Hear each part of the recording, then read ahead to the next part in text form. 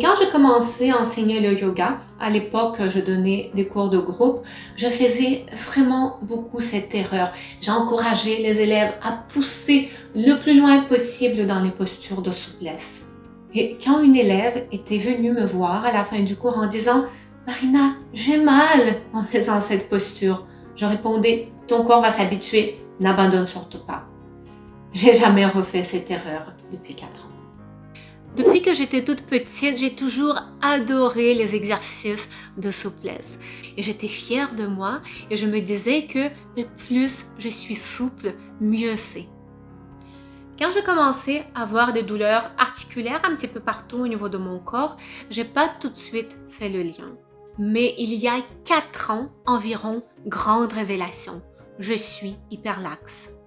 Et les étirements excessifs, au lieu d'apporter tous les bienfaits que je croyais, détruisaient mon corps à petit feu. Ce n'est qu'en creusant de plus en plus sur le sujet que je comprends la gravité des choses.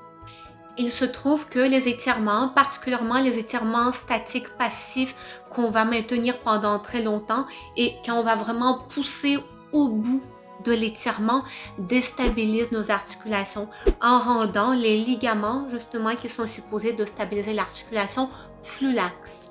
Et déjà, il faut rappeler que en partant, je suis hyperlaxe. Donc, même quand je ne fais pas d'étirement, mes ligaments, ils font moins bien ce travail de stabiliser les articulations. Et c'est quoi la conséquence d'une mauvaise stabilité des articulations? C'est l'articulation qui devient moins stable, donc il y a un petit peu plus de frottement. On a le cartilage et différentes structures de l'articulation qui s'abîment, mais pas que. Parce qu'en plus, on a les muscles qui se trouvent dans la région de cette articulation-là, qui vont raidir pour essayer de protéger cette articulation.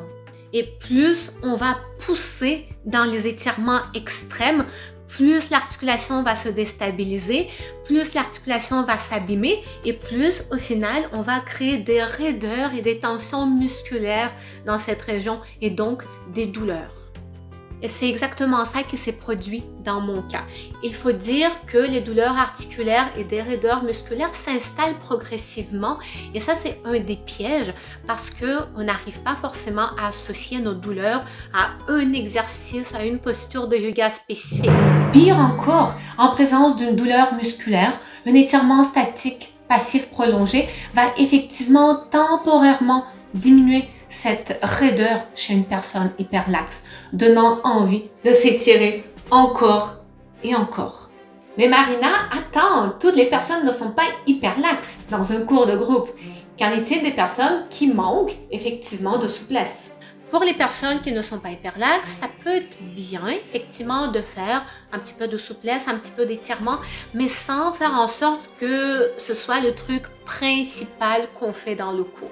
Pour arriver à faire une posture de yoga comme on les voit sur ces belles images, souvent c'est quelque chose qui nécessite une souplesse plus que la normale. Donc justement, on a souvent les personnes hyperlaxes qui vont arriver à faire ces postures-là, tandis que les personnes qui ont une souplesse dans la norme ou un petit peu en dessous de la norme ne vont pas y arriver.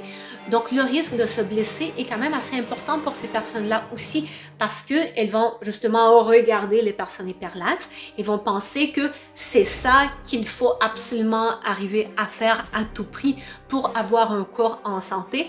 Les personnes donc qui ont une souplesse normale risquent de pousser un petit peu au-delà de leurs limites également et de se blesser. Et même s'ils ne se blessent pas, ils vont se fixer des objectifs qui seront irréalistes.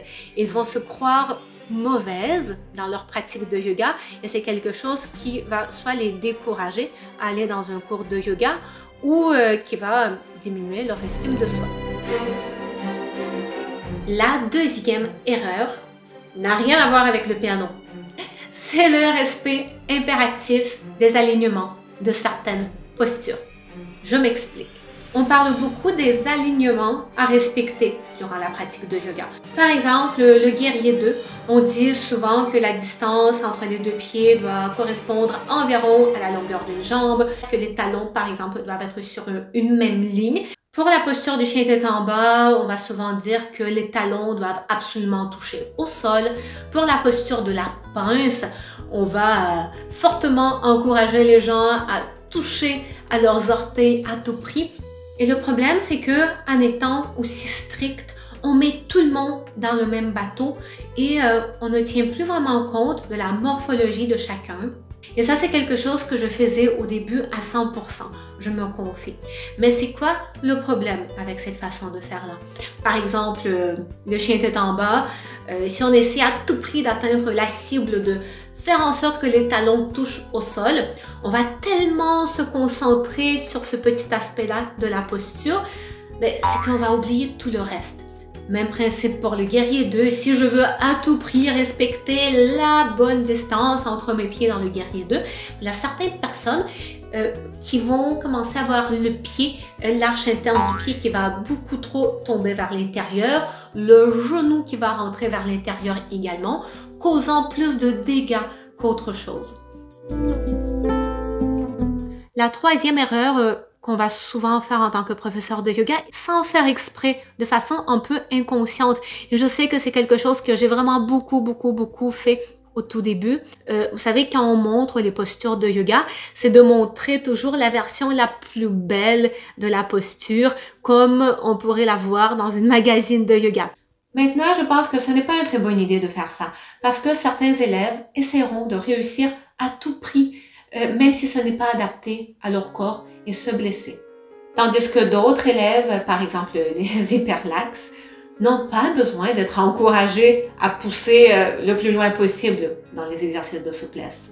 Bref, je pense maintenant que notre rôle en tant que professeur de yoga n'est pas de montrer aux élèves à quel point nous, on est bon en tant que prof, mais de leur donner les bons astuces et des bons outils pour qu'ils puissent faire le yoga de façon sécuritaire selon leur corps et leur morphologie. En résumé, j'ai reçu une belle leçon d'humilité dans ces dernières années. Ce qui, je croyais, m'apportait beaucoup de bienfaits à mon corps et ce en quoi je me croyais même supérieure parfois aux autres, en fait, détruisait mon corps. Mon corps qui était un peu malade à cause de cette hyperlaxité. Ça m'a appris à être plus attentive aux signes que m'envoie mon corps à moi, ainsi que plus attentive à mes élèves. Maintenant, dites-moi en commentaire, est-ce que vous avez des choses à rajouter? Est-ce que vous êtes d'accord, pas d'accord? Des suggestions, des objections? Tout est bienvenu. Mettez également un like sur cette vidéo si elle vous a plu. Abonnez-vous à ma chaîne YouTube si vous n'êtes pas encore abonné et on se revoit très bientôt.